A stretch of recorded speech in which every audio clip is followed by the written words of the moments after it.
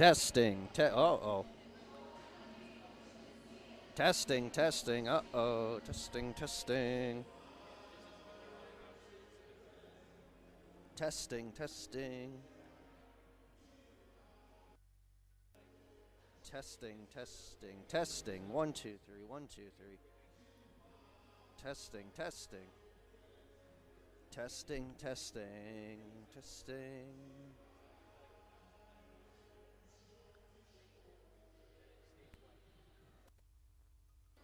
Testing, testing. 1, 2, 3. 1, 2, 3.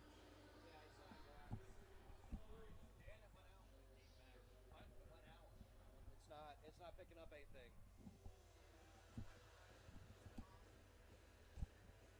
Testing, testing. 1, 2, 3. 1, 2, 3. Testing, testing.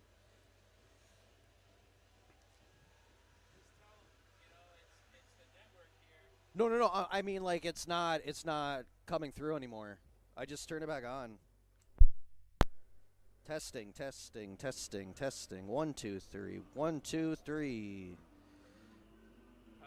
Yeah, that's. I'm so confused now because all of a sudden it's not working. And it always worked before, right? Yeah. Testing, testing. 1, 2, 3. 1, 2, 3. Testing, testing. There we go. There we go. There we go. Now it's. Looks like it's working now.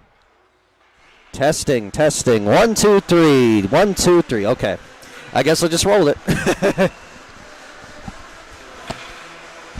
Okay, Todd, if you can hear me, we're going to go in 10, 9, 8, 7, 6, 5, 4, 3, 2, 1.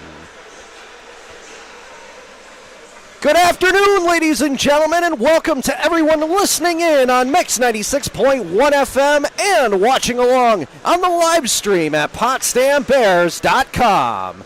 For Todd Truex, engineering this broadcast from the Mix 96.1 FM side, I'm Taylor Salisbury, welcoming you here to the second game of 2 in our weekend doubleheader of hockey action from Maxey Hall Arena, as the SUNY Potsdam Bears will have the challenge this afternoon against the Fredonia State Blue Devils. SUNY Potsdam yesterday ended up defeating the Buffalo State Bengals by a final score of 4-2. It was a comeback game as they were down 2-0 to start the second period of play. They ended up getting a goal at the very end of the second with about 2.5 minutes remaining. And then they came out flying in the third period as they would score 3 more times. 2 of those would come in the first 4 minutes of the third period. And for the Fredonia State Blue Devils, they also were victorious yesterday evening as 10 miles down the road in Canton, New York, they ended up winning also a comeback game versus the SUNY Canton Kangaroos. The final score, it was a high-scoring affair, 6-4. As we look at the SUNYAC standings here, for both of these squads, as I mentioned last night, if you were listening in to the game against Buffalo State, now that Potsdam defeated the Bengals yesterday, they have jumped them in the SUNYAC Conference standings. Potsdam is now in 5th place, tied with Buffalo State, who dropped down to 6, and Skidmore also dropped down to 7th place. Right now, Potsdam today could make it 8 points total in the SUNYAC and actually jump Plattsburgh. They would be the number 4 team behind Hobart, Oswego, and Cortland. We'll talk about that and much more here in a moment, but first we will have the national anthems of Canada and the United States of America.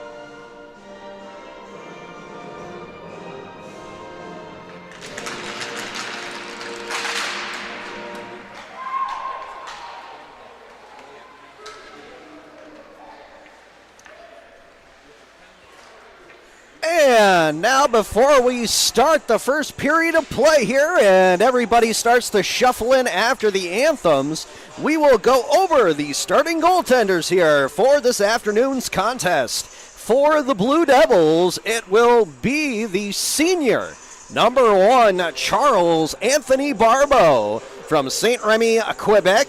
He played for the North Colorado Eagles in the USPHL before coming here to Fredonia State.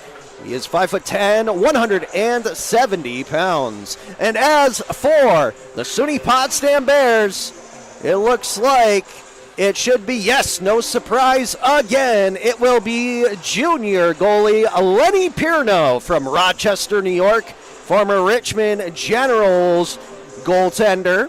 He is 5'11", 185 pounds. Last night, securing the victory after letting in those first 2 goals. He was a brick wall for this club.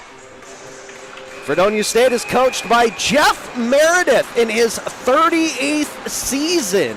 I hope that is not a typo because that would be absolutely impressive. The assistant coach is Griffin Green in his first season. And for the Bears, they are coached by first season interim head coach Mike Grace, a graduate of SUNY Plattsburgh in 2013. The assistant coach is Mike LaSala. As we have started here, the Bears will shoot this one down the ice, and that will quickly result in an icing.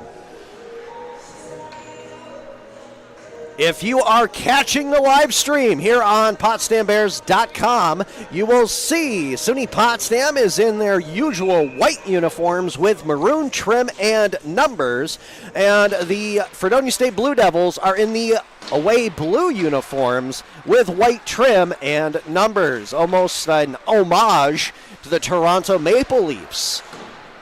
This puck goes off a glove. It's brought down here by Watson. He tries to put it towards the net, but it went off the skate of Mason Hohen. Fighting for it is Hohen. He got tripped up there briefly, but he's able to regain possession of the puck. This one will squirt out in front, right near the side of the crease, and it's cleared safely by number 27, Carson Ricci. Around the end boards. This one is picked up by the Blue Devils. Keeping it alive is going to be the defenseman, freshman defenseman, Goulet Store. Loose puck here as Felix will take it away, as well as Campbell getting over the blue line. That will be an offsides on SUNY Potsdam. So both teams coming out here with some great speed, as we're about 1 minute and 30 seconds into the first frame. As we mentioned, both these teams had games last night and came out with the W's. So both teams will try to extend their streak here this afternoon. Cannell is going to have to be in a foot race here, and Goulet Store gets there first. However, the Bears come up with the puck. Here's a shot that's on the ice, and it gets to the netminder. Now in front, they score! A rebound in front of the net is picked up, and it's put into the empty net, and Potsdam leads 1-0. It's Jeremy Cannell, the senior forward from Alexandria, Ontario, who was out in front of the net. It went off a skate, and he was right there wide open to just put a backhander into the open net. And that is how you make a statement. As now SUNY Potsdam leads here early 1-0.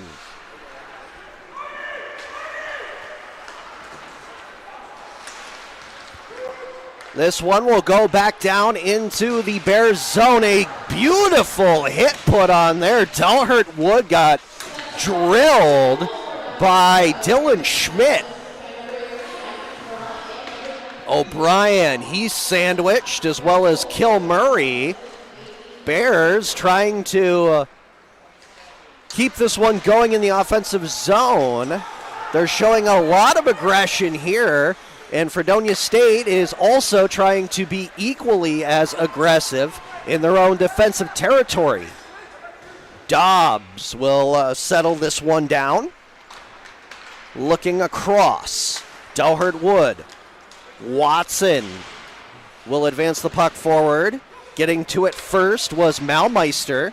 However, his pass across to the other far side end boards was no good. That one is deflected away. Malmeister has to go down up into the corner there as he once again controlled it.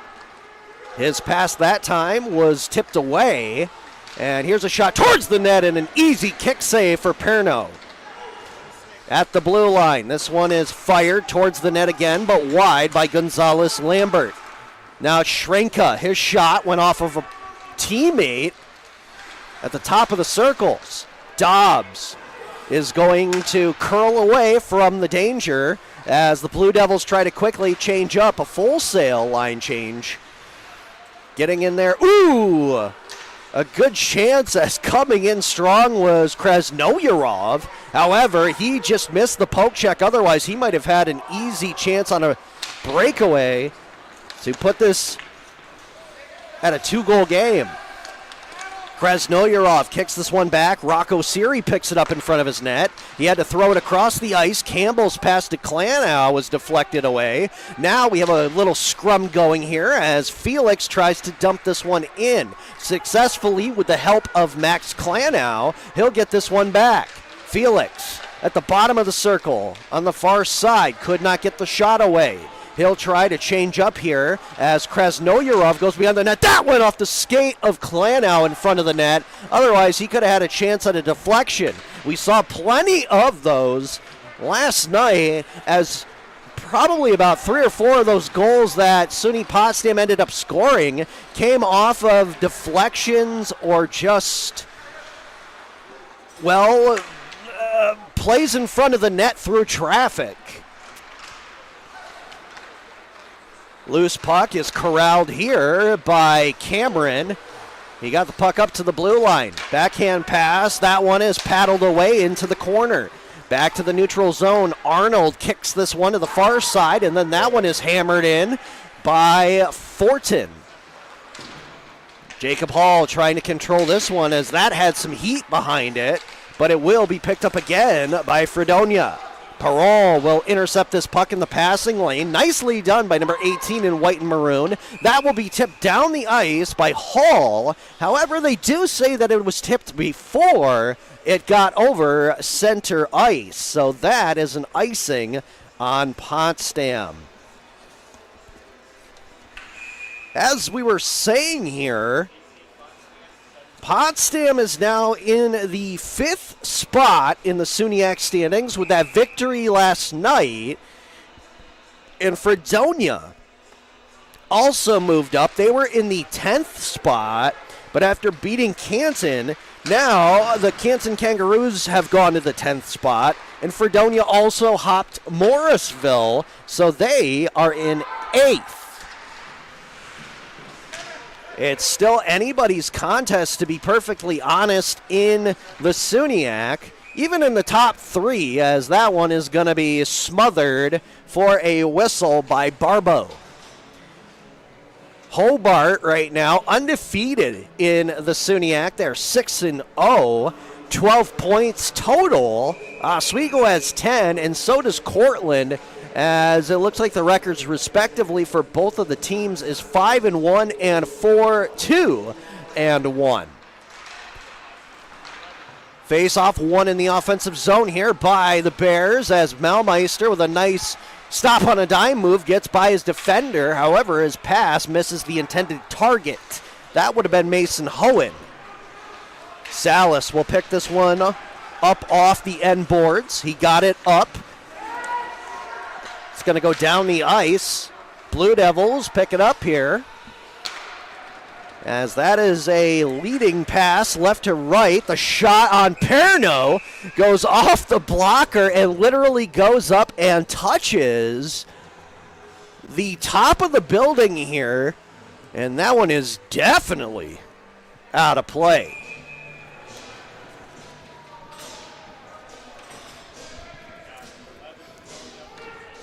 So on the face-off here to the left of Perno, There's a tie-up. That is chipped off the boards. Thomas is going to come down to pinch, and it looks like it's successful, at least for the moment. Cameron is over there as well for support. Thomas receives the pass as he looks around. He fans on the shot towards the net. Second attempt hits the knee of the man in front. That was McNeil. Salas kicks this one out of trouble. That goes off another skate. However, it is still kept in by a Cameron. Another shot is stopped by Perno, as really the Blue Devils are not able to get anywhere close to probably about the top of the face-off circles here, as well as the hash marks to take any shots. SUNY Potsdam is keeping them wide of the net in the left and right wing lanes. Siri thought he might be getting a tripping penalty there. However, the official ruled that we will play on here with 12 minutes and 40 seconds remaining in the first period. And SUNY Potsdam leads Fredonia 1-0. Fournier loses control of that one. St. Ange tries to get it back for Fredonia State. But now Cannell will bring it back left to right. He got it to Hall, who will just flip this one over the net. It will hit the glass, and it's picked up here by Fortin. Dumped into the Bears' defensive zone in the Zamboni corner. From behind, Delhurt Wood will take a check, and he'll lose the puck as well. Here's an opportunity as Cross with a blind, tough angle shot completely missed the net. We have broken lumber, not only in front of the crease, but in the net of Perno. There's a shot. It's a kick save by Perno on the far side with his left skate. And now the pressure really being put on here full speed by the Blue Devils. And it looks like Walsh is still running around with no stick. Now finally he gets to the bench, and Salas will take his place. Finally, SUNY Potsdam is able to get the line change and get some fresh legs out there. They desperately needed that one during that previous situation. Here's a trip up. Here's a shot. Perno makes the stop, and he slides over to make the rebound. Second attempt. Pitzman again throws this one down low. And he'll go after it again. He dekes out one. He dekes out two. Nifty hands here by number 12 in blue and white. Across the ice, that was intended for Garrison Gagnon. However, he loses that. And it's Watson that had that one deflect off a stick going towards the net. And to be honest, Barbo had to try to at least get a piece of it to make sure it didn't go behind him. As we mentioned, still a broken stick on the ice here in the Potsdam zone, as streaking out on the opposite side. That was Felix as he tries to regain possession of the puck. Gubbins also helping out. However, Arnold got it back in for Fredonia. That goes off a forearm, chipped away. No, it's kept in here as it's stolen by Clanow, but he gets tripped up. Think he actually lost an edge on the ice. However, from the vantage point of the official, he's going to call a hooking penalty on number 11, Luke Morris, a sophomore forward who is actually from Fredonia, New York, playing for his hometown college. So we'll see the first power play opportunity here with 9 minutes and 49 seconds remaining in the first period of play, as the Bears bring out as personnel. They have Watson and Delhurt Wood on the blue line, Clanow at the right wing, Cannell at left, and at center was Perron. However, he lost the draw, and this one is safely cleared down all the way by the Blue Devils. Delhurt Wood connects, tape-to-tape pass. He gets it back from Watson. Across, it's Cannell. He looks up, but drop passes it as coming in was Dalhart Wood. His shot, no good, as it went here to the right side. Klanow couldn't get it fully. And this one is chipped away. It's a foot race as Anderson comes in, fans on the shot. Perron pressuring him from behind. And Perron will break out of his own zone. He keeps going. He hits the blue line of the Blue Devils. Looked like he tried a drop pass. Now he gets it back. Looked for Hohen in the slot area. However, he was smothered by McNeil. McNeil tried to go through Dalhart Wood. However, the puck will trickle its way to Perno. He'll make the stop for the face-off. 1 minute and 5 seconds remaining in the power play here for the Bears, who last night had a big old goose egg in that statistical category. They were 0 for 4 throughout the game, whereas Buffalo State went 1 for 2. However, even though they were 0 for 4, the Bears came out with that victory.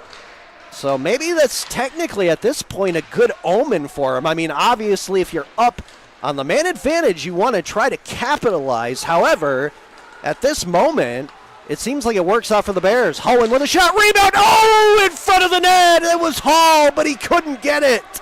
He had daylight. He just could not make contact with the stick blade.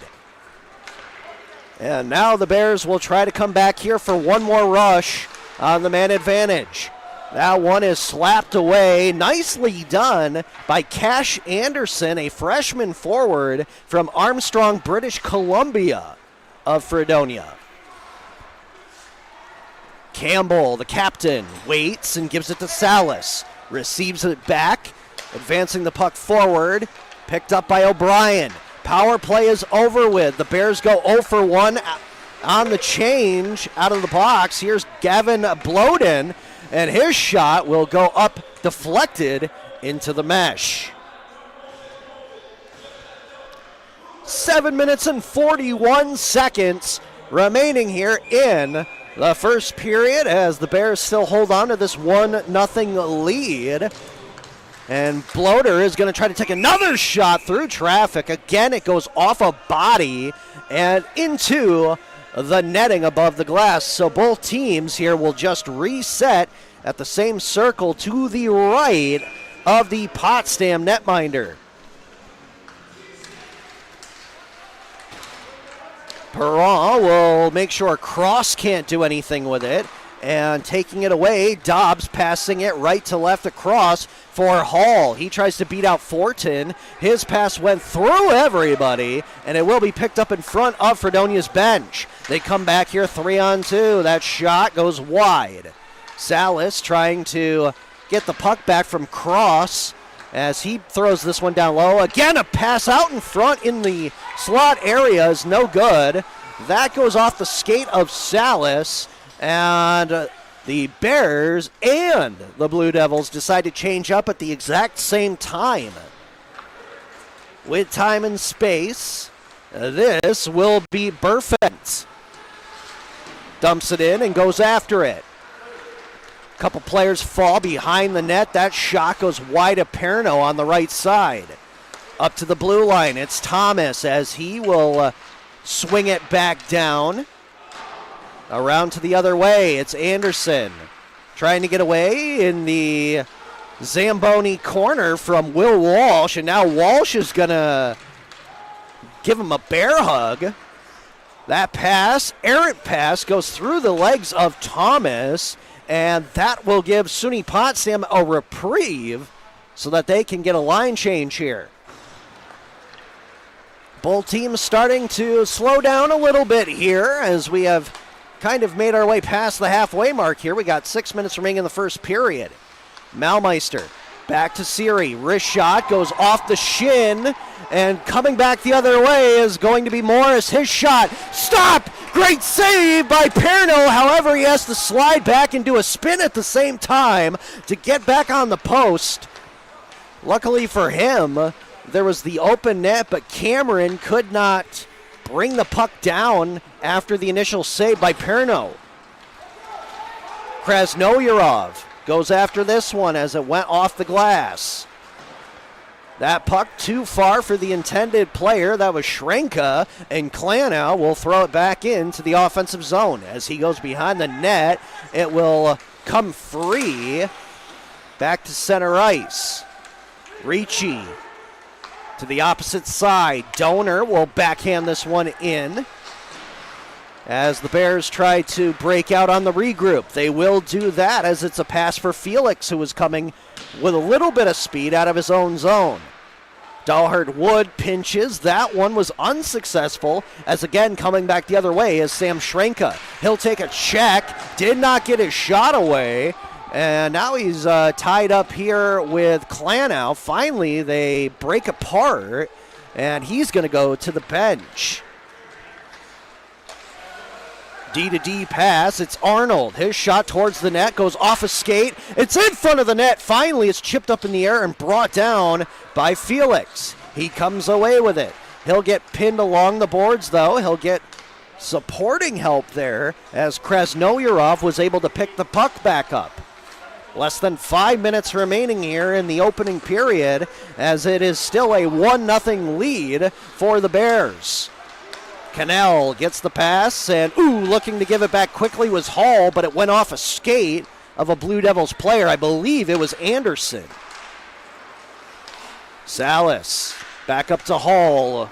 Little contact there between Hall and Schmidt.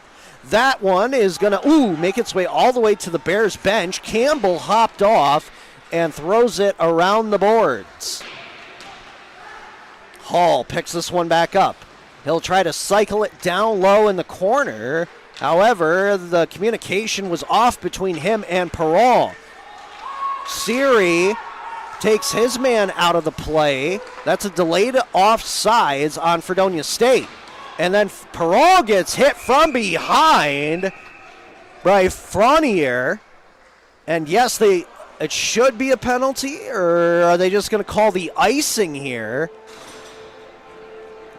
I'll have to wait and see, as the official Munson was over there at the timekeeper's table, but it does look like it's just going, or no, now they actually do have, they have a penalty up, but I did not see a player go in, but apparently it is a 5-on-4 and another power play opportunity for the Bears. We'll see what the official call is here. Hohen dekes out his man. Shot stopped by Barbeau.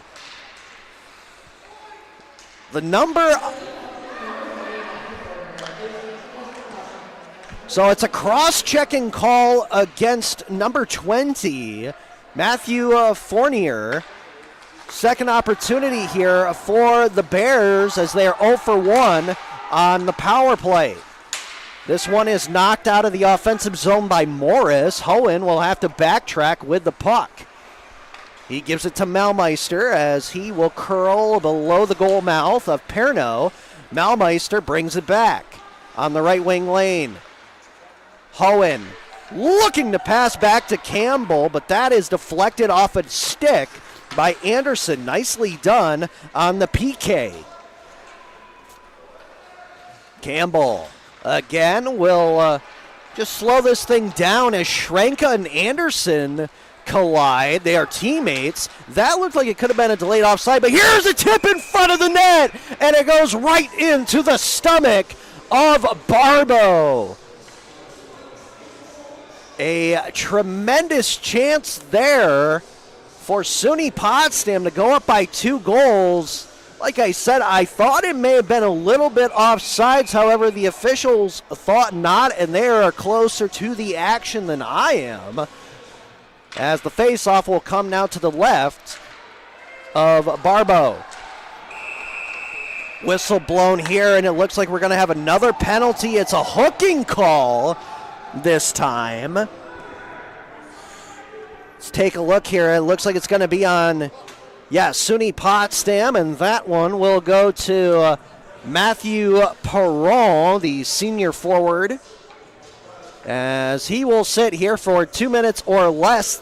If he goes the full 2 minutes, that would leave 1 second exactly remaining on the clock in the first period. 4-on-4 action here. As St. Ange looks like he's ready to duel here.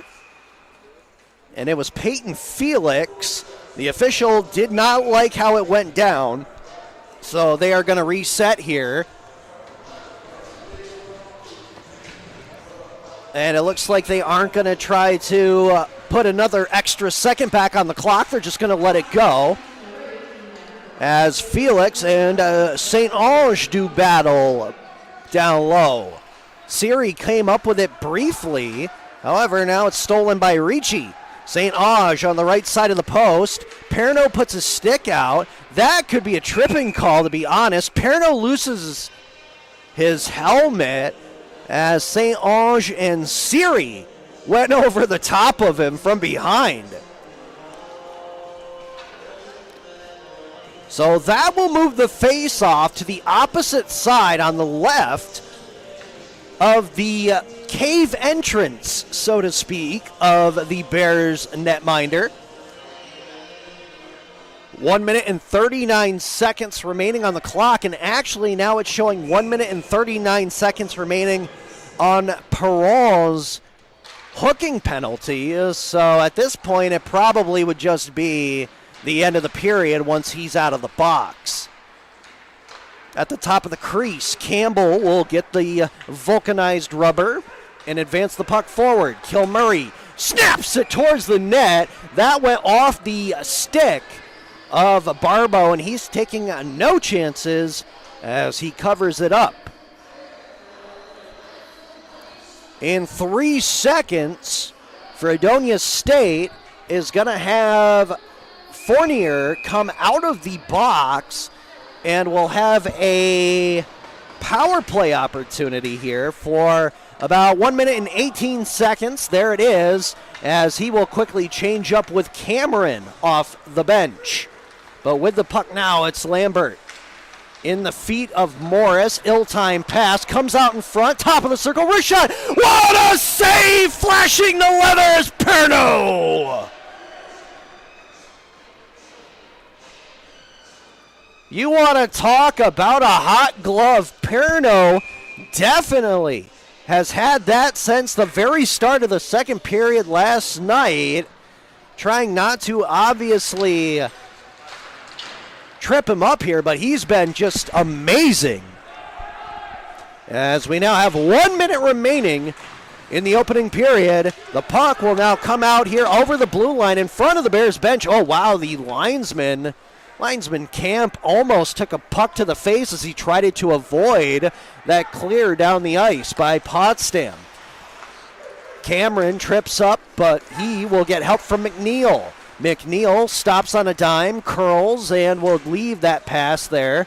That one goes too far as Cameron tried to give it back to Gonzalez Lambert. However, now coming back the other way is Fredonia.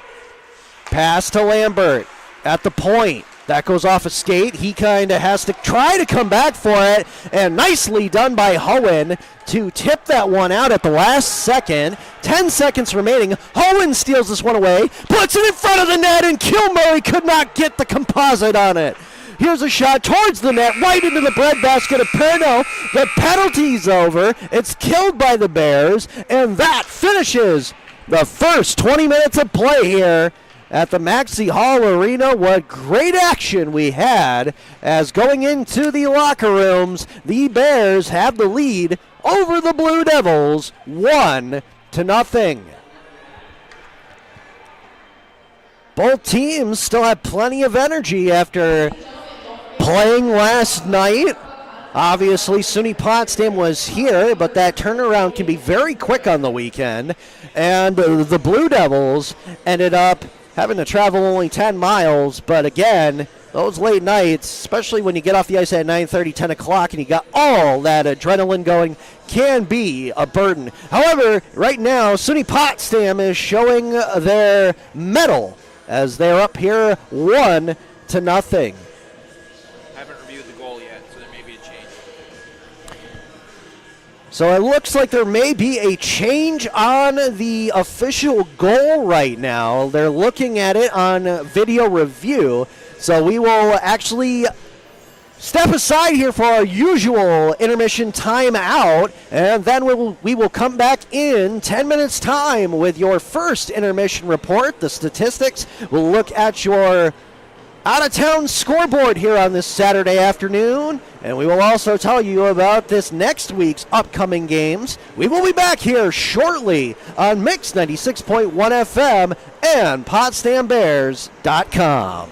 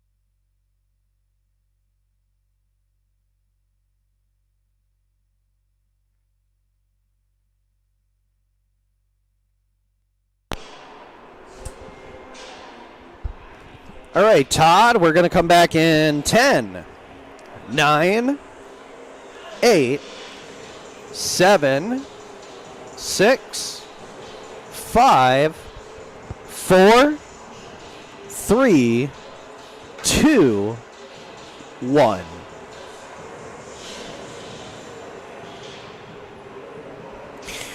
First intermission here at the Maxey Hall Arena in Potsdam, New York on this Saturday afternoon. It feels like spring outside. However, inside, we're here for some men's hockey contest on the fresh sheet of ice as we're going to start the second period here momentarily. The SUNY Potsdam Bears lead the Fredonia State Blue Devils 1-0 after 20 minutes of play. As we look at the first period statistics here for the box score, the lone goal came at 1 minute and 42 seconds of the first period as Jeremy Cannell would get a shot through from the blue line, and he would score. Actually, I'm sorry, that was a shot towards the net, and Cannell was on the post, and he was able to poke it into the empty net as the puck was just laying there next to Barbeau. That's his fourth of the season, and that would be assisted by Jacob Hall, his third, and Matthew Perron, and that would give Perron his ninth assist of the campaign. Shots by period, 10 for Fredonia and 8 for Potsdam. On the power play, both teams still have not been able to crack that goose egg as the Devils went 0 for 1. And the Bears go 0 for 2 as they also, on the second opportunity, took the penalty on the hooking by Perron. As we look down here at the goaltenders, Charles Anthony Barbeau for the Blue Devils had 7 stops in that first period of play with 1 goal against. Lenny Perno made 10 saves for the Bears. So far, he has not had a puck go by him in this game. And also, looking back here, face-offs for both teams. It was close, but in the end, the Bears lead 9-8 in that category as Matthew Perron actually went 3 for 2, but he does not have the highest percentage. Clandau and Maumeister are 1-0, so they're both 100%. Besides that, Peyton Felix went 2 for 1. He has a percentage of 66.7%. As we will now look over here at the out-of-town scoreboard. We have a few here around the North Country as well as in other towns around the area. As the women's basketball team for Potsdam was at SUNY Canton this afternoon. They actually end up falling to the Kangaroos 88-67. The men's basketball team is now playing over in Canton. Halfway through the first half, they are trailing 28-17. For the other SUNY Canton teams, besides the basketball groups, the men's hockey team is playing Buffalo State right now, and in the first intermission, the Bengals lead Canton 1-0. For St. Lawrence University, their women's basketball team will lose on the road to Vassar College, 70-58 the final there. The women's hockey team is at number 10 ranked Cornell. They're down 3-1 at the end of the second period of play. The men's basketball team is losing to Vassar 23-15 with 3 minutes remaining in the first half. And the men's Saints hockey team is at Brown. They are down by 1 goal after 20 minutes of play, 2-1. The Clarkson Golden Knights, their women's basketball team, will come out with a victory at Bard College. Final score, 54-45. The women's hockey team is about to start the second period at Colgate. It is knotted up 2-2. No score yet from the men's basketball game at Bard. And the men's hockey team this evening will try to complete the sweep on the road as they are at Yale And that will have a 7 p.m. face-off time. You can either listen to it on B99.3 with Bob Offeld, or you can catch it on ESPN Plus. I know I probably will here this afternoon, or this evening, after this contest. But we have started the second period of play here at the Maxey Hall Arena, and now we will have another face-off at center ice, as they did not like how that started off. Walsh will have to go back after this one. Puck is loose. Now it's tipped up with one hand to Malmeister. He will yeehaw this one down past the blue line into the Fredonia defensive zone. Kicked back here to the stick of Hohen. He'll drop pass it to Dahlhurt Wood. However, his pass back to Hohen was too far between the legs. Coming back now out of his own zone. Schrenka got the pass away. Here's a shot towards the net, wide open. However, that goes through a bunch of bodies and is picked up by the Bears. Coming back the other way, right to left. Watson to Hohen, and Hohen got taken out of the play. There's going to be a penalty called, and it's going to be a slashing against Fredonia State. So an early power play opportunity, the third one here for SUNY Potsdam, as we've only elapsed 53 seconds here in the middle frame.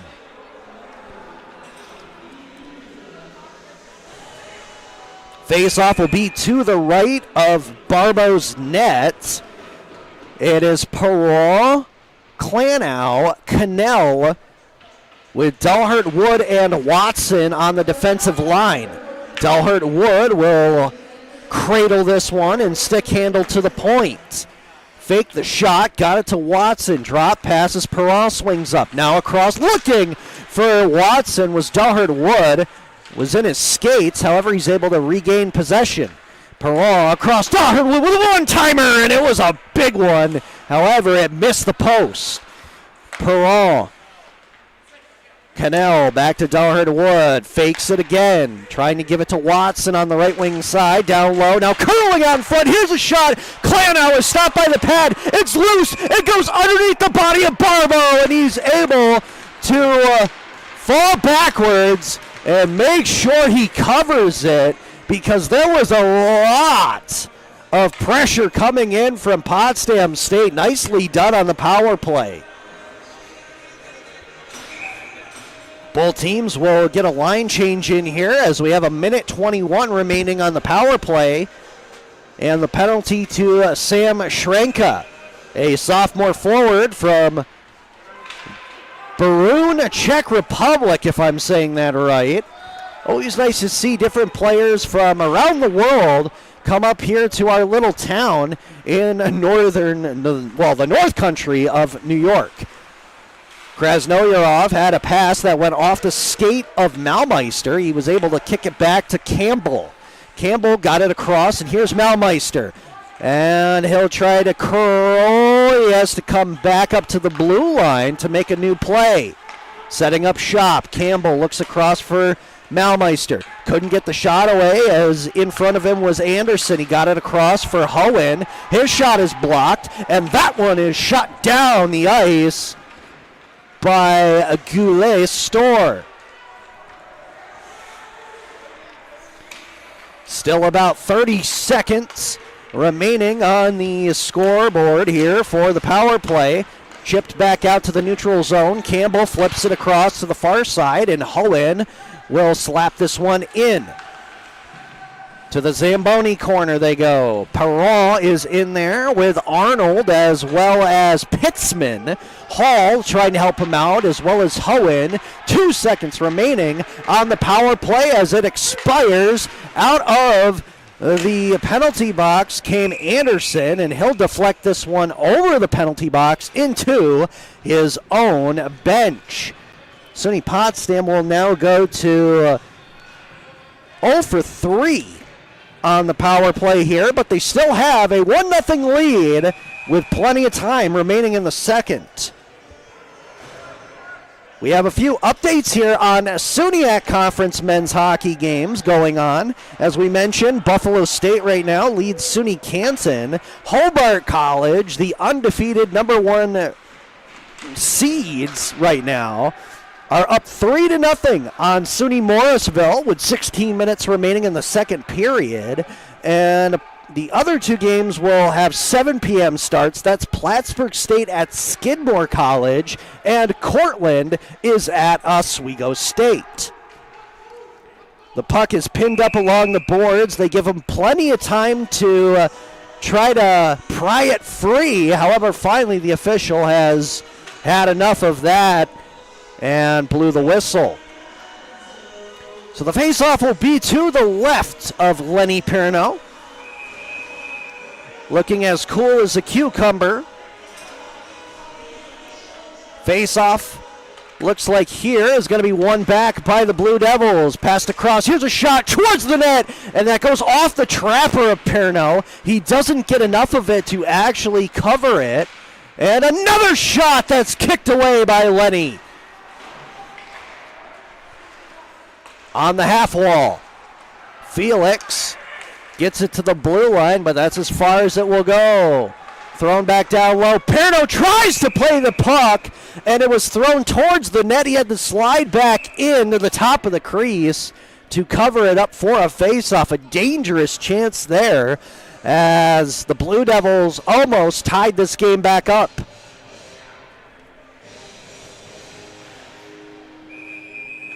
Also want to mention the updates on the SUNYAC women's hockey contests going on. There are 2 other games going on right now as Morrisville leads St. John Fisher 2-1 with 7 minutes remaining in regulation, and Cortland is up 3-1 on Manhattanville with about 2 minutes remaining in the third period. This one flipped up. Ricci brought it down with a glove. His pass goes over the stick blade of Morris. He did make contact with it, though, so icing is waved off. On the far side, it's kept alive at the blue line. A little weak floater by Owen Arnold is picked up here by the Bears. However, Hohen and Siri combined could not get the puck out of the defensive territory.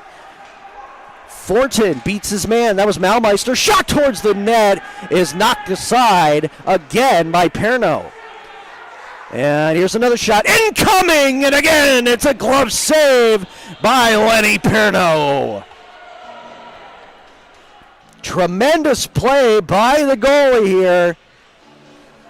Perno is definitely, he's definitely getting in that zone. He's really starting to heat up here in this game. Can't really say he's on fire just yet, but he has been challenged. As we said, he had 10 shots against him in that first period. I would assume he's probably had about 5 now in the second, and we've only gotten through 5 minutes. Klanow chips this one, and Krasnoyarov, hits Arnold with force. You could hear the rippling effect through the boards, and Krasnoyarov is going to get the gate. And he'll also give his man a little bit of a slash with the stick while the group came together. Another power play here for the Blue Devils. They're 0 for 1 so far, and they're looking to try to even this game up at 1 goal apiece. Face-off won by St. Ange. However, coming out with the puck is Hohen. He gives it to Kilmurray, who blows by his man, then picks it up as Hohen. Tough angle shot, misses the net way wide. Fortin in front of the Bears bench will get away from Hohen's slash and will bring it into the offensive zone uncontested. Still has a little bit of space here. Finally, he passes it back to the blue line. Surveying the landscape in the corner was St. Ange, who gave it back there to Fournier. They will switch up here. That comes in front of the net at the top of the crease and is deflected away at the very last second. Fortin again giving it here to Fournier, and that one is deflected wide. Fortin back to the point. Fournier, top of the circle on the right side, got it down to St. Ange. However, he could not control the hot pass. Fredonia has it again. That one is going to be deflected off the skate. Sacrificing the body there was Dobbs, and he's definitely feeling the effect of that one. 48 seconds remaining here in the penalty. As that shot goes wide, it bounces back in front, and that one is whipped down the ice. Nicely done by Kilmurray, as that one came off the end board super fast through the legs of Perno. Drop pass, Lambert gets it over here to Anderson. Anderson stick handles with it, bounces it off the half wall, back up to Gonzalez Lambert. Shot towards the net in front. That one is stopped on a dime and now thrown across. Lambert at the blue line. One-timer and another save, that time off the right pillow of Perno. Power play is about to finish here as McNeil takes a shot. It was deflected by Anderson. However, that goes just wide of the right side post. As we have a rugby scrum for it. Finally, the Bears able to break out of their own zone. Siri will clear it down the ice and go off for a change. Walsh will tag up with him.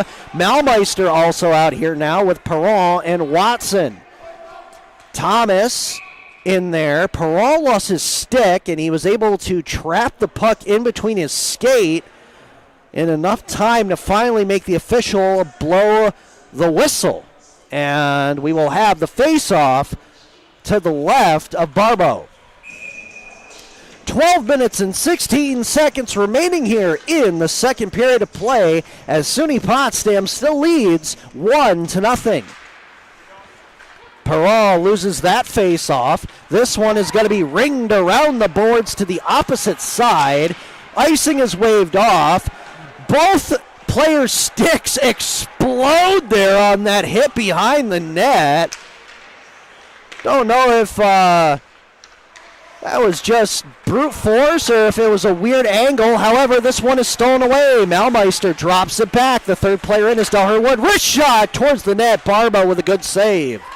Here's another shot. Perrault puts it on. However, the glove of Barbeau was ready to snatch that one.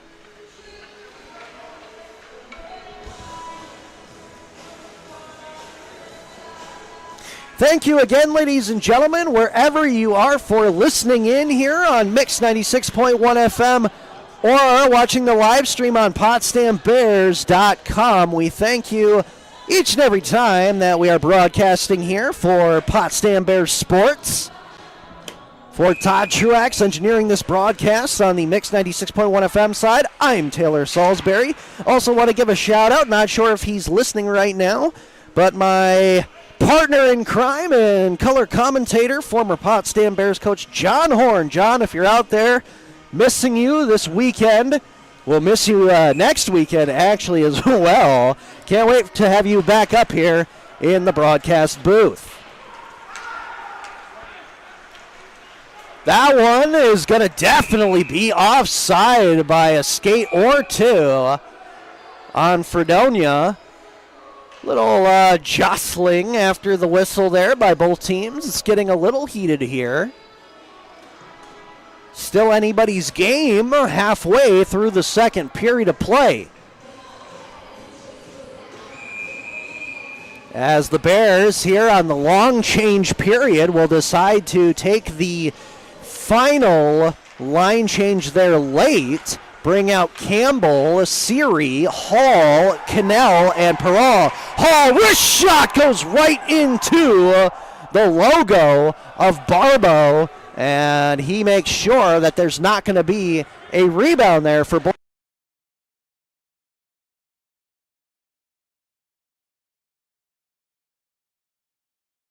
against the Bears.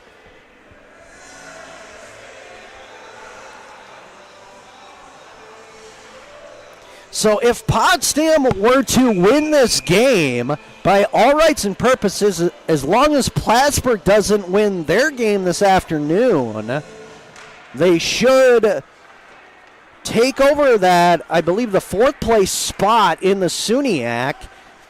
However, if Plattsburgh were to win and Potsdam holds on here, they would just stay in that fifth seed, I'm pretty sure. Morris, backhand pass to McNeil. He loses that one for a brief moment, and then he'll backhand it down low on the half wall. It's picked up here, and trying to bring it back the other way is Hudson Cameron. McNeil and Cameron go down low into the corner. Puck is bounced off the boards. Gagnon will throw one towards the net. The stop was made, and then Perron knocked out his man in front of the net. That was Morris, who ended up taking a trip. Hall corrals this one and will dump it in as he got over center ice. He will change up here with fresh legs coming out. Hohen steals this one away. Here's a chance in front of the net. There's a shot. However, Malmeister's wrister was deflected by the assistant captain into the netting. That's number 22, Garrison Gagnon, the senior defenseman from Plymouth, New Hampshire, who previously played for the Boston Junior Rangers in the EHL. 9 minutes and 56 seconds remaining here. Potsdam still leads 1-0 as this one's going to be thrown back into the offensive zone by the Bears. Hohen goes in there and puts the body on Arnold. However, he could not come up with the puck. Watson trying to get a piece of that one. Can't do it. That's thrown back in by Dobbs as Hohen had to tag up on the delayed offsides. This will go by Delhart Wood as he will try to beat Cross to the punch. He did. And now Malmeister having a problem getting control of the puck. It just kind of stopped on its own. The ice does look a little dry here halfway through the second. However, the Bears are able to get it away from danger. That will go off the boards all the way down the ice. Krasnoyarov tries to skate it out. However, that will be an icing on Potsdam. So far, the only goal scored here goes to Jeremy Cannell. As we said, he had a wide open net back door as he just backhanded it into the empty net of Barbeau. And that is where we stand so far. We've had a few penalties in this game. The Bears 0 for 3 on the man advantage. And now the Blue Devils are 0 for 2. Streaking back the other way, right to left in the center lane. Delhart Wood comes up. That one is popped right into the waiting glove of Barbeau on the left side post. That results in a face-off here. And let's see. It looks like Delhart Wood has decided to step off the ice here. And he'll be substituted in by Campbell. Face-off one as Clanow will put it down low. Felix, tough angle there on the right side. His shot goes behind the net. This one is shot around the boards. A nice hit put on by Campbell as Felix was able to get into his position off of that pinch. Deflected into the Blue Devils defensive zone. Picked up here by Gonzalez Lambert. However, he's pressured from behind, and he'll get the pass away to Ricci. Ricci tripped on the ice. Here's picked up Clanow, one-timer, and it's knocked away by the paddle of Barbeau, and then a huge hit laid on by Clanow. Clanow really lowered the boom there on Lambert. Behind the net of Perno, Kilmurray will leave this one for Siri and get it right back. As he beats one, beats two. Cameron from behind forcing him out. Kilmurray picks up the puck. He had a second to decide what he wanted to do, and he shot it over the crossbar. McCabe holds on to this one. Kilmurray gives him a hand. However, his pass was intercepted in the passing lane by McNeil. McNeil tried to get the pass back from Cameron. Great defense there by, I believe, That was Campbell. This one will go down the ice, and it's going to come back into the Potsdam zone on the icing.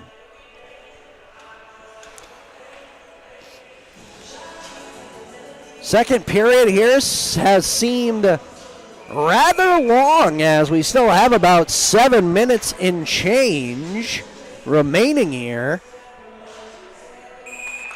And the linesman on the far side decides to blow the whistle there. He did not like how Fredonia was lined up there. So they will reset. That's one. Shot by Bloder is deflected away, and here's a chance as McCabe comes back the other way. 3-on-2. His shot goes off the bucket of Barbo straight on. Boy, oh boy, I wouldn't be surprised if number one between the pipes is seeing stars after that one. That puck comes out in front of the net of Perno. First one there for it was Dart Wood. Perron being smothered and basically lunged on from behind. He's still battling for it. Tremendous effort. Wrist shot. That one is blockered away by Barbo. Perrault has it again. Passing it along. Dobbs across the blue line. Now it's to Hall. His shot goes through a body. Perrault throws it in front of the net. It goes off Cannell's skate. However, Perrault is really busting you-know-what right now to make sure that the Bears keep this in the offensive zone. Finally, a shot by Hall goes off the hip of Ricci, and as he goes back, that puck is deflected into the Blue Devils bench.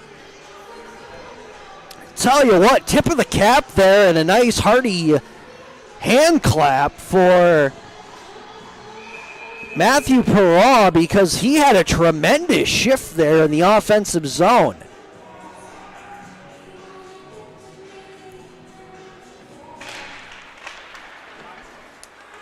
Face-off one here by SUNY Potsdam, as that was Watson trying to get the puck forward. However, it's taken away by the Blue Devils.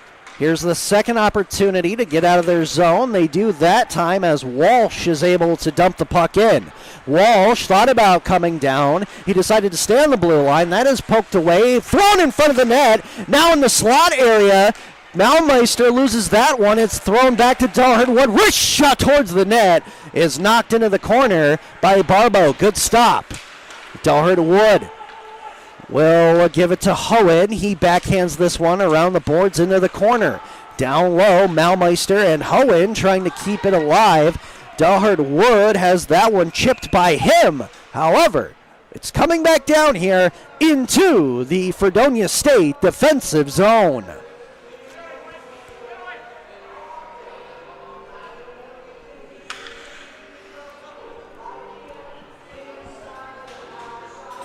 So it will be Peyton Felix on the face-off here. It looks like he'll go toe-to-toe with a Donor.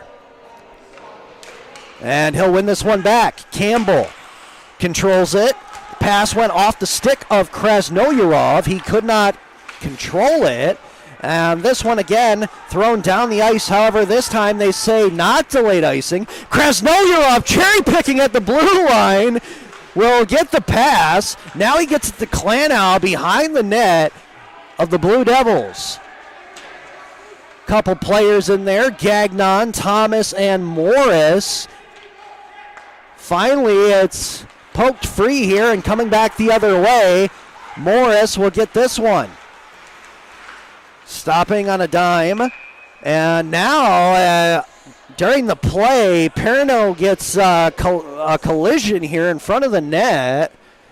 And looks like Anthony Thomas trying to make sure he's all right and vice versa. Perno's going to take definitely as much time as he possibly can here on that one, because he was almost bowled over by Thomas, who either lost an edge or one of the defensemen for the Bears had taken him down in front of the crease. This faceoff will come out into the neutral zone on the far side faceoff dot. Little discussion going on down here at the Blue Devils bench with head coach Jeff Meredith. Probably just looking for an explanation as to why the puck was coming out here into center ice. But he really doesn't have to worry as Fredonia gets it back into the offensive zone. Nice pass on the breakout. McCabe is trying to fly to the through the blue line, and he got tripped up there by St. Ange. It was a shoestring tackle if we were in football. And as a shot goes on net, Barbeau is able to stop it.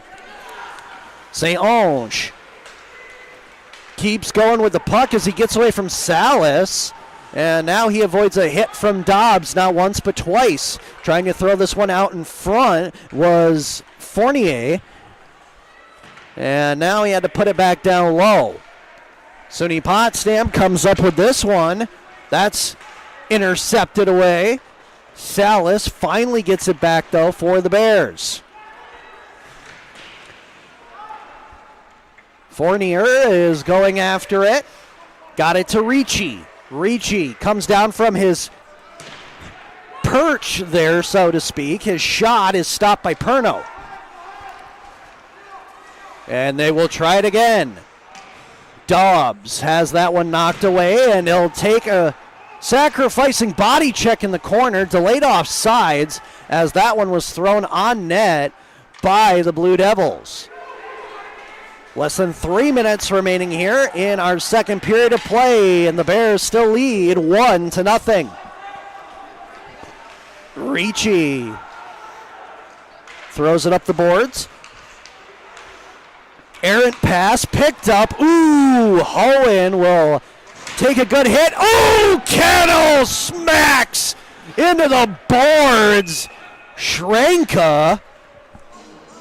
We have a whistle blown here. I think that was an icing call against Potsdam, but Jeremy Cannell really putting his body into that one on the opposite side boards.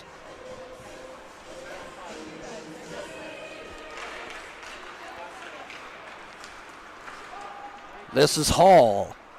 Hall will flip this one down the ice, and that one will go right through the crease. So Barbeau has to play it. Now back left to right. Schrenka trying to throw it across for Pitzman, and that is deflected away from him. However, the pass comes back up to Arnold at the top of the circle on the right side. His pass down low is taken away by the Bears, and here comes Delhurt Wood out of position to make the pass to Malmeister at the blue line. He'll continue on as now he will try to trot his way back up to the blue line, but he was held up by Arnold. Schrenka. Pitzman got the pass. On the receive, we'll give it back. Fortin with a slap shot that is deflected in front of the net. It went off the body of Donor. McNeil on the half wall. Gets it back up to the blue line. Backhanded back to the opposite side corner by Ricci, as he really didn't have a split second to get away from Malmeister.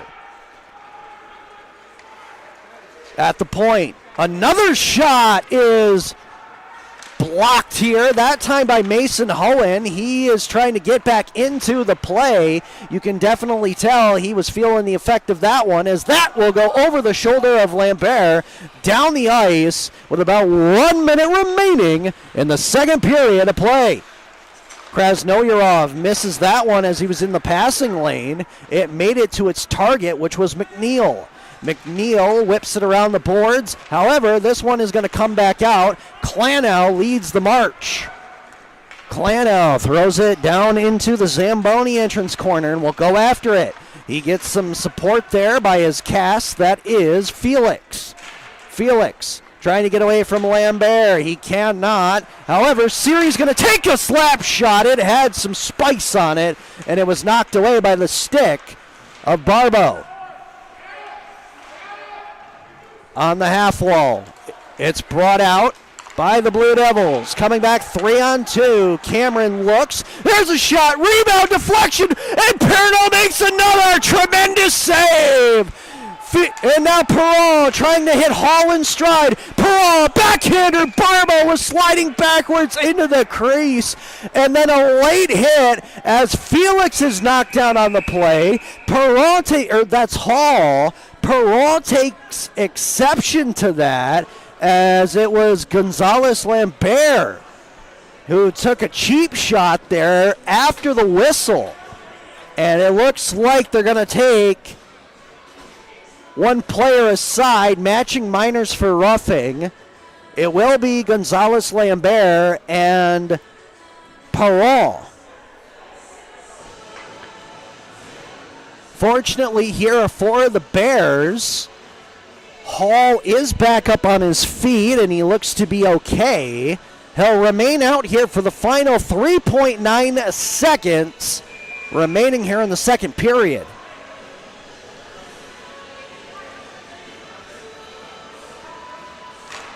Cannell wins this one back. Dobbs trying to backhand it towards the net.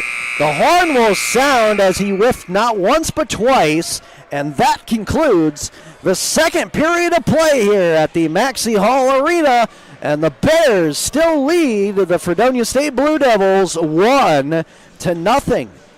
A lot of excitement there in the final 5 minutes of play. That first 10 minutes seemed to drag on a little bit longer than we thought or anticipated.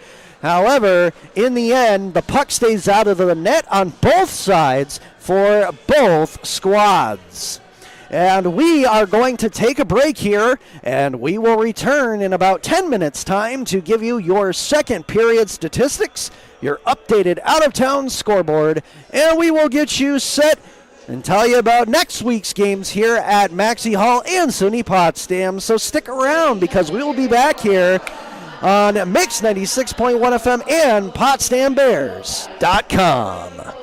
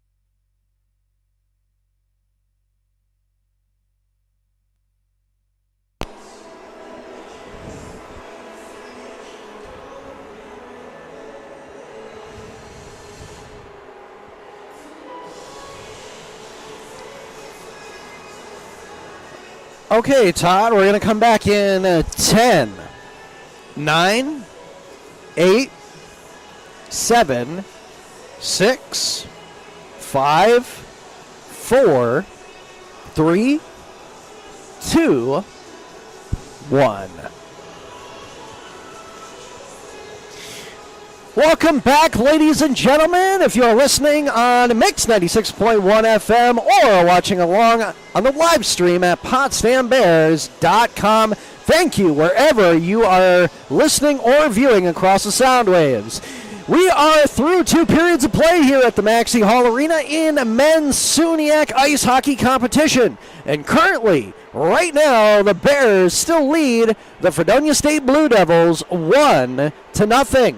With Todd Truax engineering this broadcast, I'm Taylor Salisbury, and we are about to bring you your second period statistics. As we mentioned, still 1-0, and that first goal came in the first period of play, and it was in the first 2 minutes, as it was Jeremy Cannell getting the tally. It's his 4th of the season, assisted by Jacob Hall and Matthew Perrault.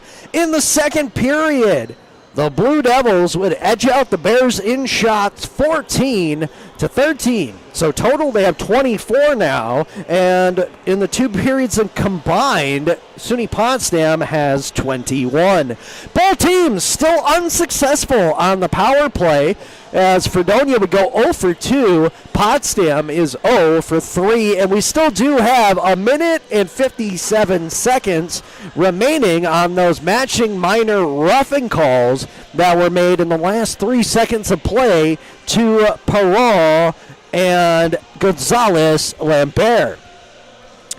For both goaltenders, Barbo now had 13 saves in the second period, so he is now sitting at 20 on the game in the 40 minutes of play that we have done. For Lenny Pierno, he had 14 saves in the second period of play. He now is at a cool 24, and he has no goals against. In the face-off category, in that second period, this time the Blue Devils are able to win that one, as they have 13 in that second period to Potsdam's 11. Owen Cross and Antoine St. Ange are the ones who right now have the best face-off percentage at 75%. They both are 6-2 when in the face-off circle. And Matthew Perrault is at 70% for the Bears. He is 7-3. Peyton Felix, 55.6%, is 5-4. And before both teams come out here for the final period of play, we will take a look at the updated out-of-town scoreboard here. As for the women's basketball team, we mentioned that they lost on the road in Canton. The men's basketball team is leading the Kangaroos 51-48 with 14 minutes and 35 seconds remaining in the second half. The SUNY Canton Kangaroos are hosting the Buffalo State Bengals. Through 2 periods of play, they are tied up 1-1. St. Lawrence University, their women's hockey team is about to fall to number 10 ranked Cornell, as the final score looks to be is going to end up at 5-2. The men's basketball team trails Vassar College by 20 points, 55-35, halfway through the second. And the men's hockey team is losing to Brown 3-1 with 6 minutes remaining in the second period.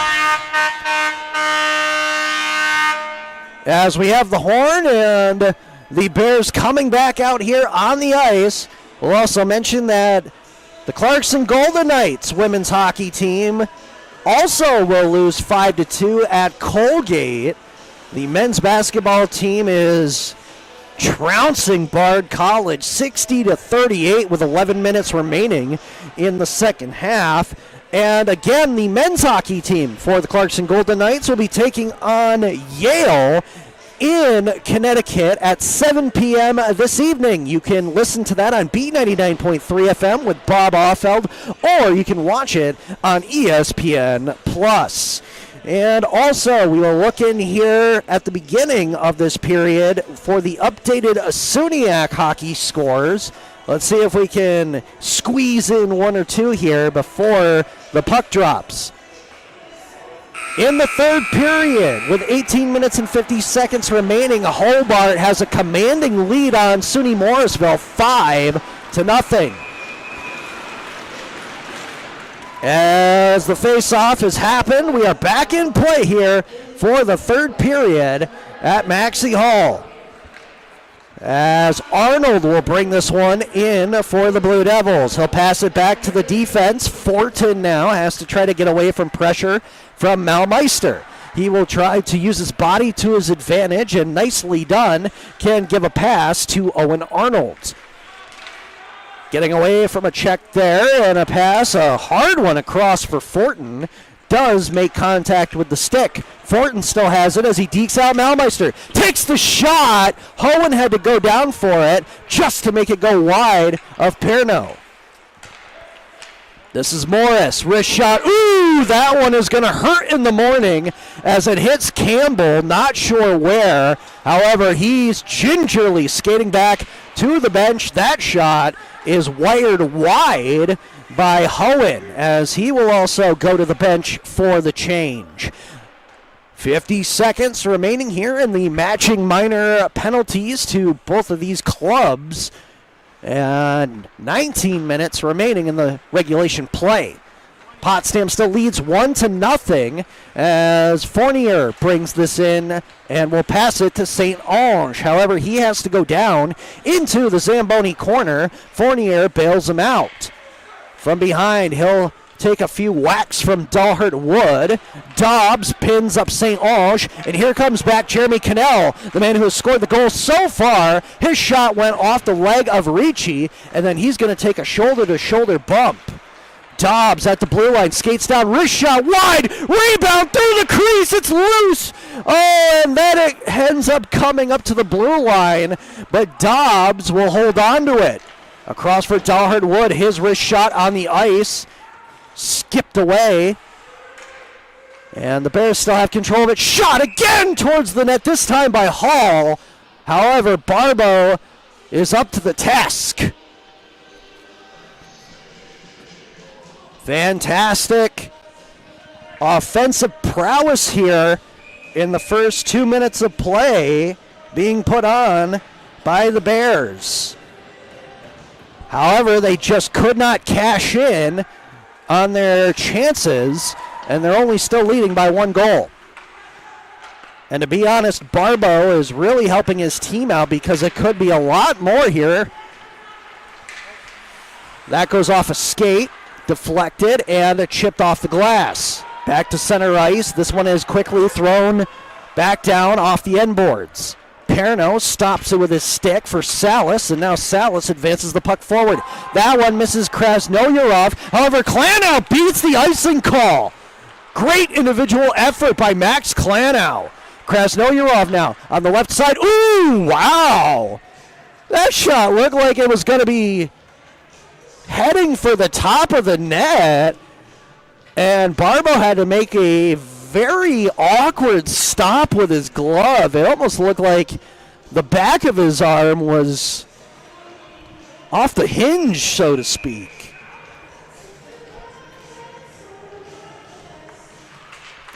Face-off one here. McCabe puts it towards the net, but it will go wide. Arnold will corral this one. He will scan the environment. Pass got up to Blauder. Schmidt will go after it as Perno put it in the Zamboni corner. Kicked away. Dalhart Wood takes a shoulder.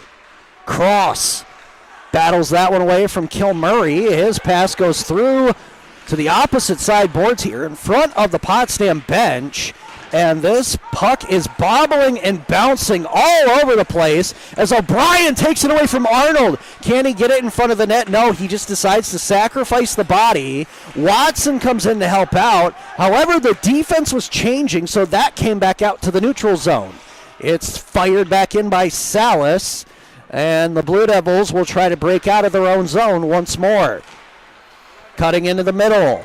It's Morris. Morris loses that one, and Malmeister is bringing it back the other way. Pass, tape to tape, connects with Hohen. Hohen fakes the shot. Now he takes it, and that one blows by the net, hits the boards, and is going to come back down here on the icing call against Fredonia State. Looking at the updated women's hockey SUNYAC scores, do have two finals.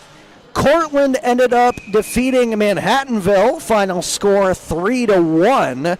Morrisville also wins by a 3-1 score over St. John Fisher. And after one period of play, Oswego State leads Western New England University 1-0. Still plenty of time here also in this contest. 15 minutes and 40 seconds remaining in regulation. Turnover here in the defensive zone. Kept in as Malmeister backhands it down into the corner. Watson to Malmeister. He'll go to the top of the circle. Takes the shot toward the net. It's deflected wide as it went into the skates of Hohen. Anderson gets this along. Cameron looking for McNeil. That's going to go towards the top of the crease. Perno comes out, swats it away, and McNeil almost ran into him. This one is shot towards the net. It will not make it there. Ultimately, it falls short as it hit the skates of St. Ange. Pass back to Daughterd Wood, who will backtrack into his own zone as he's got Walsh and Perron circling around. He'll go to the left wing side this time, and now he'll get it back quickly, passing it across to the right wing lane for Walsh. Walsh is stopped at the blue line. However, Perron is able to whack this one down low.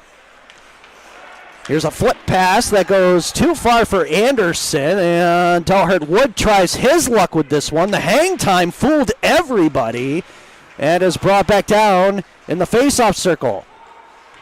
Fournier has this one taken away from him. Oh, boy, what a hit there by Matthew Fournier as he put his body in the canal.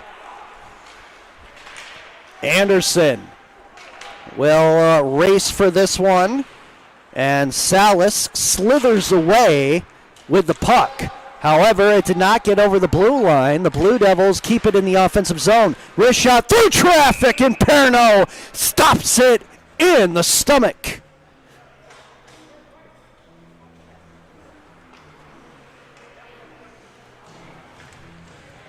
Both teams will change up here. Still a one-goal lead for the Bears as they look to try to tack on 2 more points and sweep the weekend here, as yesterday they defeated Buffalo State, who right now are in a 1-1 tie with SUNY Canton 10 miles down the road.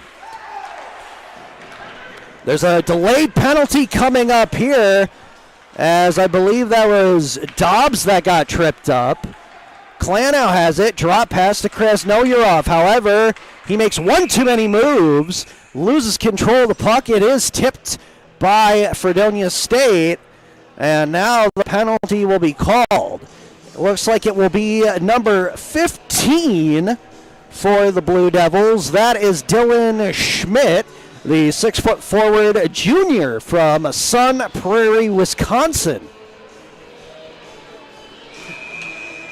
Head coach Jeff Meredith probably none too happy with that, but now it's the 4th opportunity on the power play for the Bears.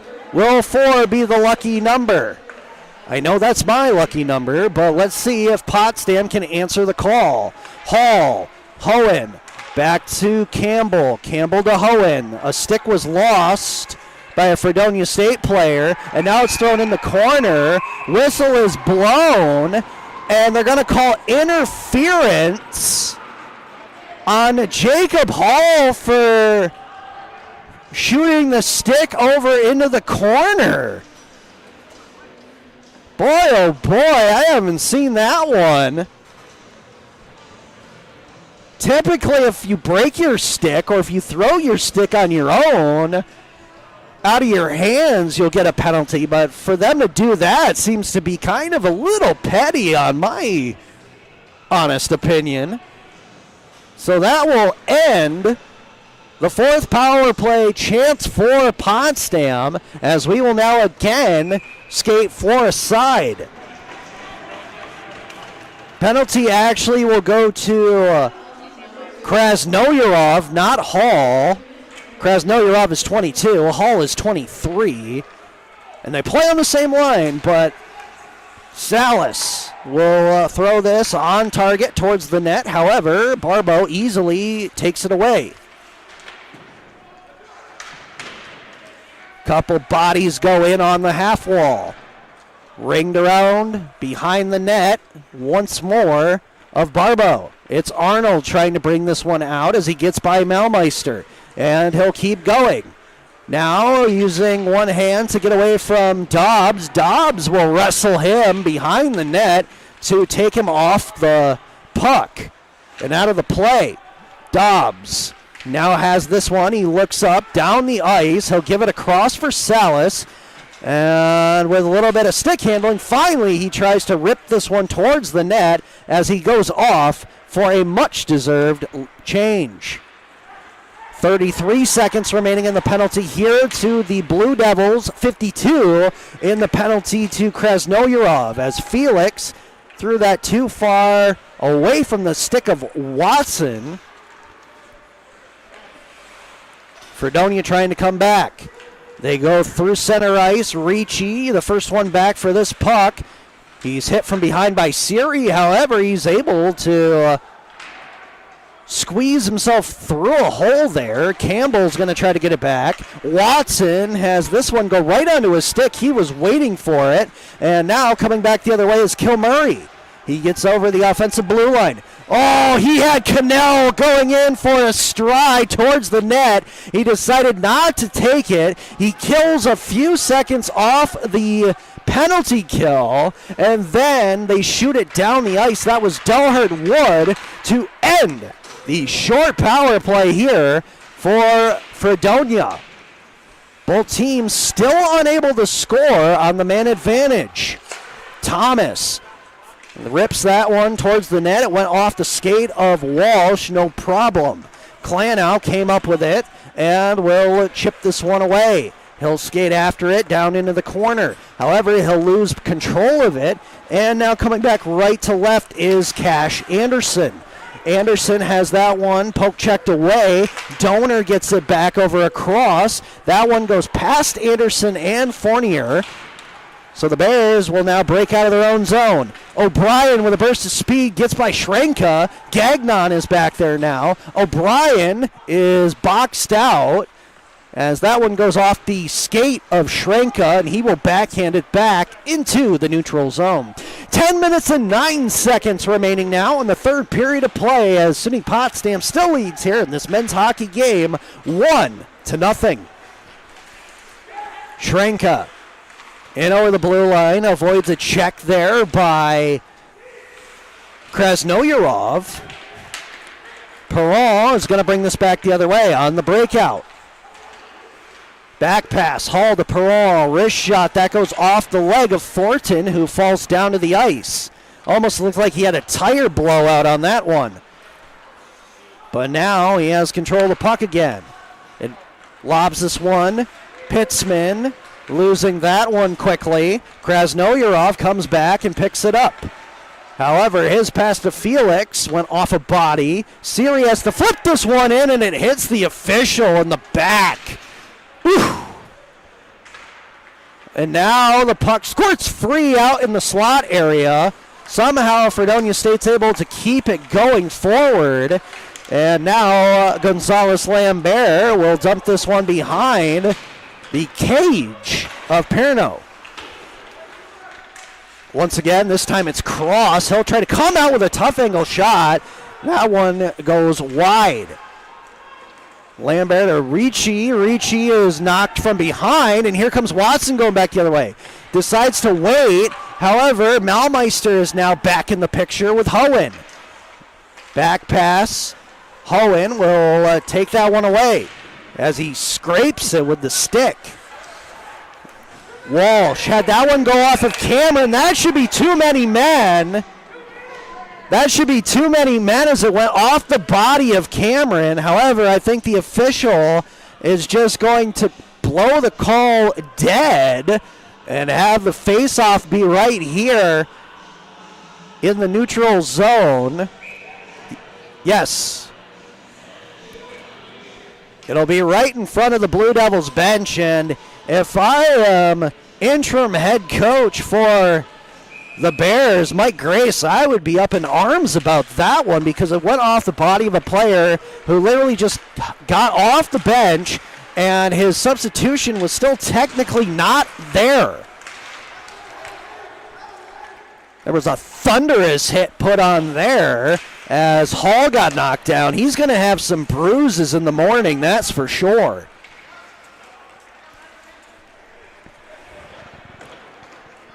That one bounces over the stick of McNeil as he will stick fight there with Dalhart Wood. That puck goes down the ice. It's going to come back here for a face-off in the Bears zone. 7 minutes and 52 seconds remaining on the clock here now as the Bears are clinging to a one-goal lead. Not a whole lot of pucks have gone the way of Lenny Pierno in this third period. Only a few. Could probably count them all in my hand. We'll have a whistle here and another interference call being brought here by the official, St. Louis, and he's just having fun with those ones now. That's about the second or actually that's probably the third or the fourth one he's called here, and the second in such a short time, and it goes against the Bears. So Will Walsh will sit in the sin bin, and he will think about what he's done for 2 minutes or less, depending on what happens here. Through traffic, that one makes its way back down low into the corner. Kilmurray will try to track it down. Can't do it. Fournier has this one as he gets it to the point for Fortin. One-timer in front of the net. Perno makes a great save, and then it's kept in here at the top of the circle. Fournier takes his shot, belts it wide, and Hohen will be the first one to get to it and bring it down here into the Blue Devils defensive zone. He gets cross-checked from behind. No call by the official. Wow. That was blatant. Fournier, what a stop by Perno! Flashing the weather, a highlight reel save as Fournier was going right to left across the offensive zone. Absolutely incredible. And now I would say Perno has gone magma. Cameron on the half wall to Lambert. Less than a minute remaining in the penalty. Cameron has that one go underneath his stick blade. However, he's not being pressured, so he's able to pass it back. Cameron across. That one connects. Lambert back to Cameron. Though he loses it again, he's able to pick it up once more. Will the third time be the charm here for the Blue Devils? Here's a fake. McNeil takes the shot, and a great stick save off the knob by Perno. McNeil gets away from Cannell, and that one is poked away into center ice as the Bears desperately need to make a change. And they will be able to do it. Campbell is now out there with Rocco Siri, Clanow, and Hohen. 10 seconds remaining in this penalty. Lambert in front of the Bears bench. He'll throw it down low and get it back.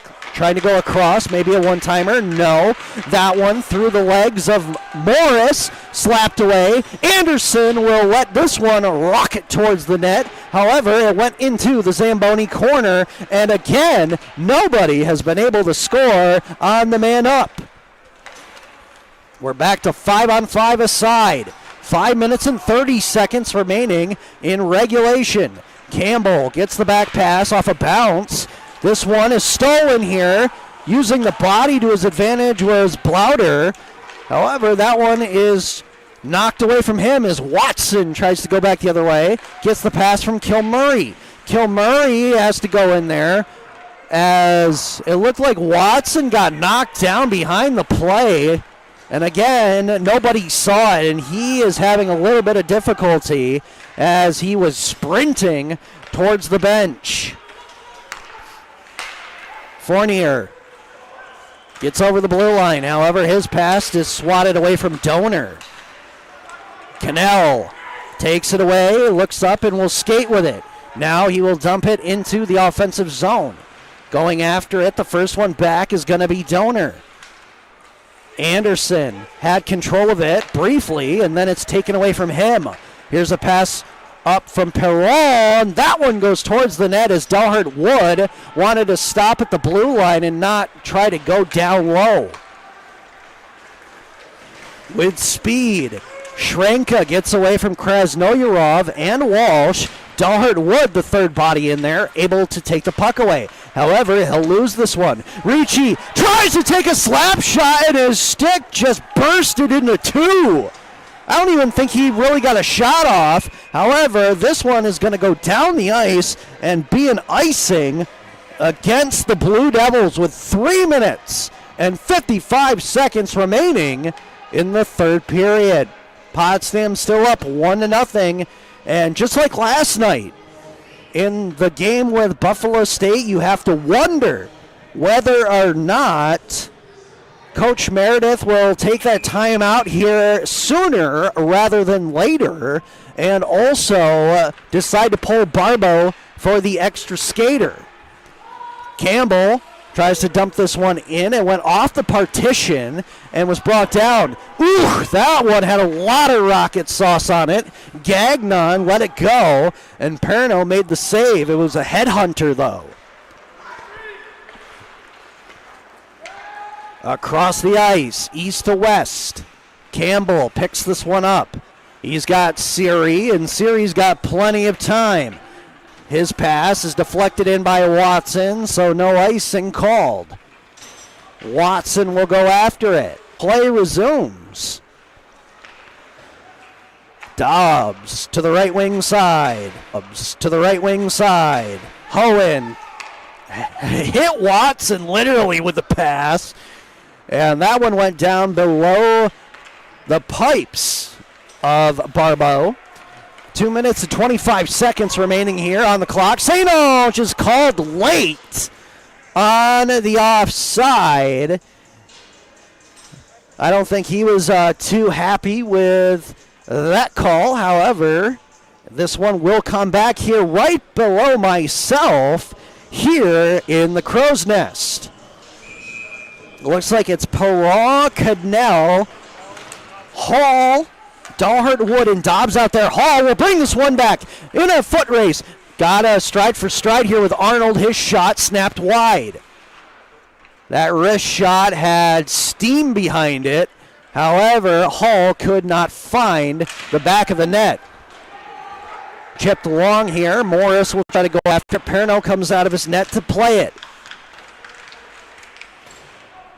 Now it's back in the group of bodies on the far side of the ice.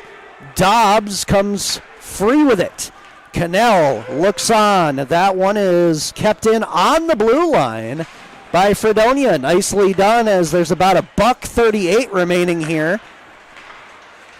Clanow will slap this one in. Barbeau comes out of his net to play it. His defense having a little bit of trouble there. It's St. Ange and Fortin trying to get it away from pressure being put on here by Peyton Felix. Nicely done. And this is where you got to think that Barbo's going to get pulled. He's way out of his net now. He's waiting, and finally he will race to the bench. There's an extra attacker and an empty net here for SUNY Potsdam with 1 minute remaining in the third period of play. Through traffic, that shot went off a body, and now Siri gets knocked into the net, and that one came off the moorings. 56 seconds exactly remaining. Still 1-0 Potsdam. And you got to wonder if a timeout will be called. Yes, there it is.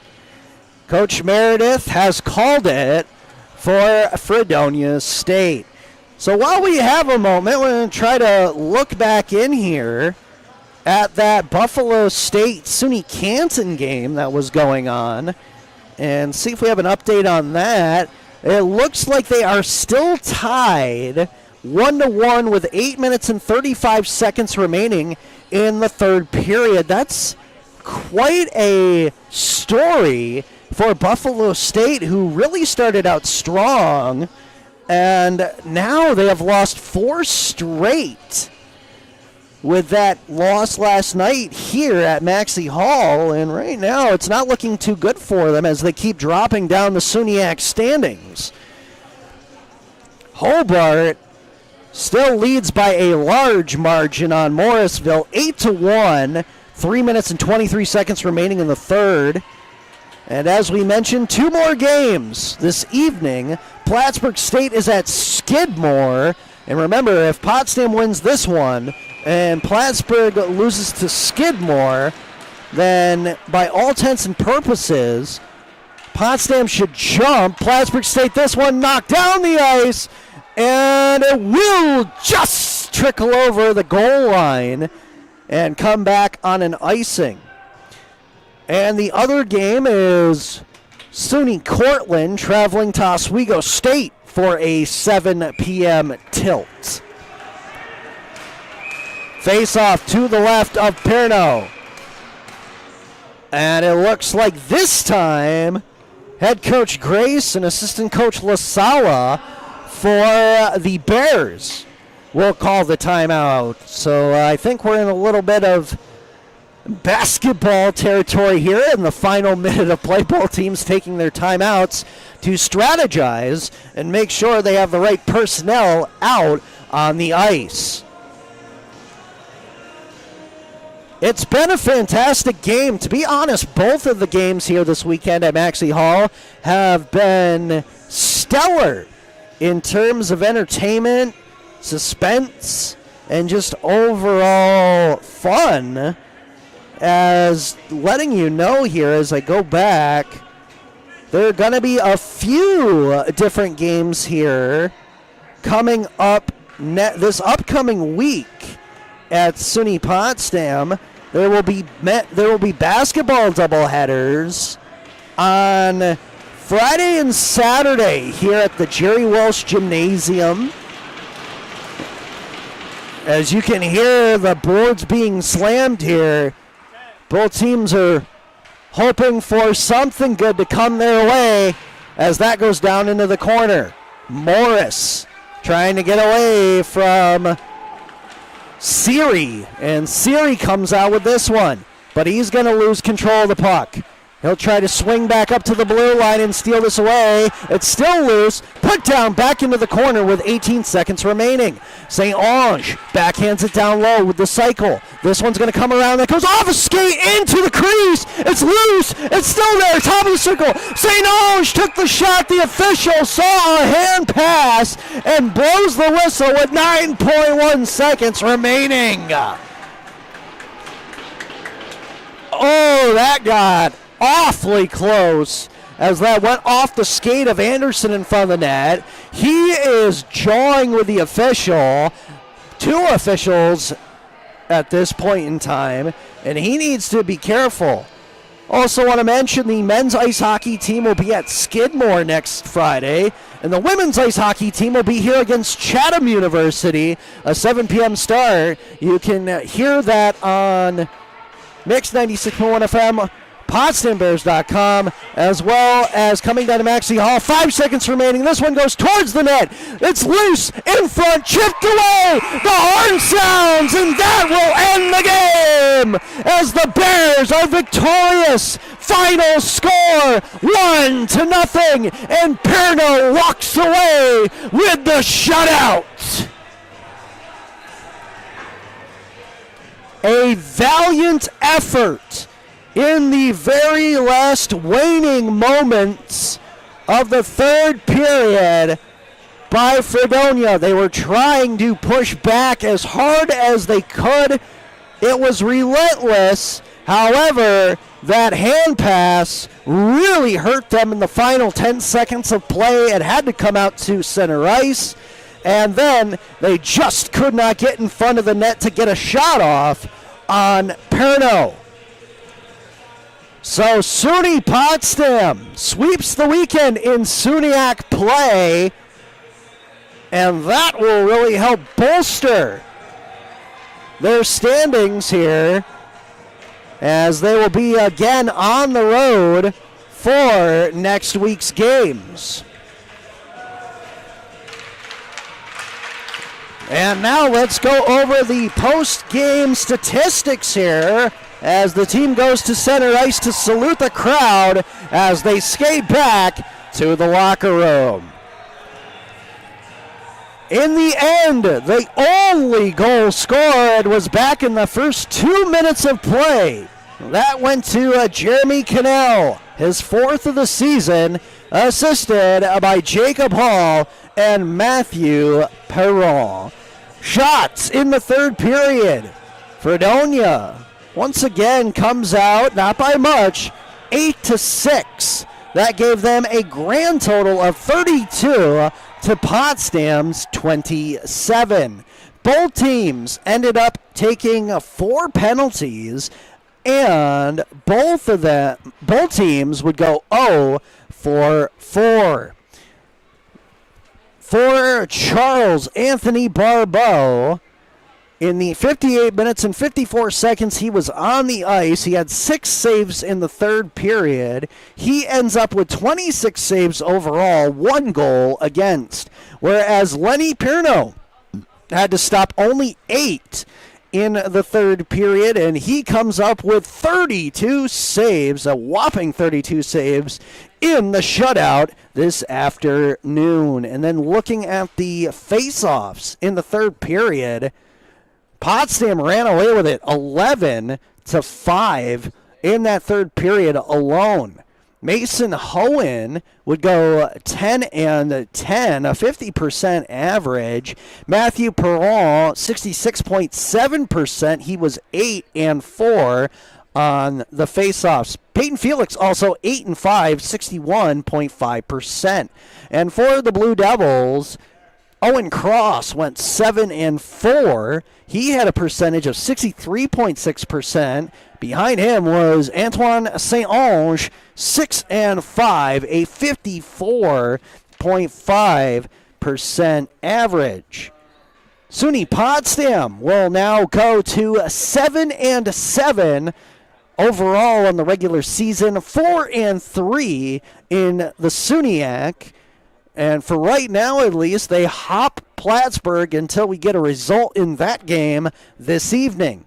Fredonia will now go to 1-10-1 on the season, and they are now 1-5-1 in SUNYAC conference play. Want to remind you again that the men's hockey team will be on the road at Skidmore next Friday evening. We will also have doubleheaders in basketball here at Maxey Hall at the Jerry Welch Gymnasium, as both the women's and the men's teams will be back here from being on the road at Vassar College. And that will do it for us here on both broadcasts. A huge thank you once again, as always, to the wonderful staff and volunteers here at Maxey Hall Arena and Athletic Director Dan Bronson. Also, a huge thank you to the wonderful viewers and listeners across the sound waves. None of this is possible without your support. Once again, your final in men's hockey Here at Maxey Hall, it was a shutout. Potsdam beats Fredonia State 1-0. One more time for Todd Truax engineering this broadcast. I'm Taylor Salisbury, wishing you a great and safe weekend from all of us here at PotsdamBears.com, as well as Mix 96.1 FM, a Stevens Communications station.